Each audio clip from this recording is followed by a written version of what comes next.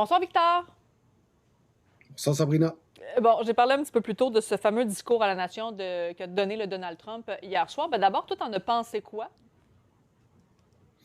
Tu sais, Sabrina, ça fait plusieurs années que j'ai l'occasion de commenter la politique et les communications.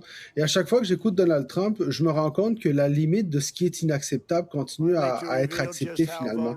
Dans le cas de Donald Trump ici, on a un président qui décide volontairement de remettre en question une des bases de la démocratie américaine qui est son système électoral, le fait avec des faits qui sont tout à fait vérifiables. Mais le problème, c'est l'histoire qu'il essaie de créer à travers ça. Et moi, ce qui m'inquiète, c'est que de vouloir instaurer ce genre de narratif-là à ce moment-ci, de vouloir convaincre les Américains que les élections sont potentiellement volées aux États-Unis, c'est pour préparer quoi? Et c'est ça la grande question, quelle va être la suite que Donald Trump va amener dans tout ça. Ouais, possiblement pour préparer justement les mi-mandats qui s'en viennent au mois de novembre prochain. Donc, peut-être qu'on va s'attendre encore à entendre le fait que les élections vont avoir été truquées. Là, maintenant, j'ai envie qu'on laisse Mais tu la sais, politique des États-Unis. Vas-y, Victor. je veux juste me permettre là-dessus, Sabrina, ce qui est inquiétant, c'est que on se rappelle quand même que c'est un président qui a déjà demandé à son vice-président d'empêcher l'assermentation de Joe Biden. Bref. Et là, la question qui va se poser aux États-Unis, c'est est-ce que Donald Trump va empêcher la Chambre des représentants et le Sénat de siéger si elles ne vont pas du bord qu'il désire qu'elles aillent? Parce que c'est beaucoup plus simple d'empêcher deux chambres de siéger. Et vous savez, lorsque dans une démocratie, les représentants et le Sénat ne siègent plus, on est sur le bord de la dictature.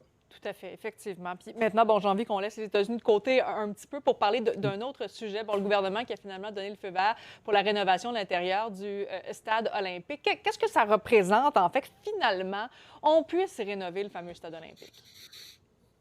Je pense que la première chose, Sabrina, qui est importante, c'est qu'ici, on a un gouvernement qui a décidé que le stade olympique allait arrêter d'être une ruine perdue dans l'est de Montréal et qu'on allait essayer d'en faire quelque chose. Je pense sincèrement que ce sera probablement le plus grand legs montréalais de la coalition Avenir Québec. Ils auront réparé la toile et là, ils donnent le mandat de réparer l'intérieur. Enfin, nous aurons de la vie dans le stade olympique et ça veut dire l'est de Montréal au complet qui peut en bénéficier.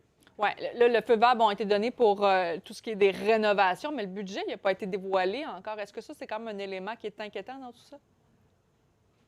Ben, c'est sûr que c'est un élément sur lequel on peut se questionner. Maintenant, l'explication est quand même intéressante. On dit du côté du gouvernement qu'on veut s'assurer que la Régie des installations olympiques a la latitude pour négocier avec ses fournisseurs. On sait qu'on veut remettre le terrain en rectangulaire, qu'on veut faire des investissements importants. Cependant, ce qu'il faudra voir, c'est que pendant les élections, la pression sera forte pour dévoiler ces chiffres-là. Espérons que les réponses seront présentes parce qu'on ne veut pas de surprises qui viennent faire dérailler cette rénovation qui est tellement importante, je le répète, pour la ville de Montréal, pour ses équipes et pour l'Est de la ville. Victor, merci beaucoup d'avoir été avec nous. Bon week-end. Bon week-end.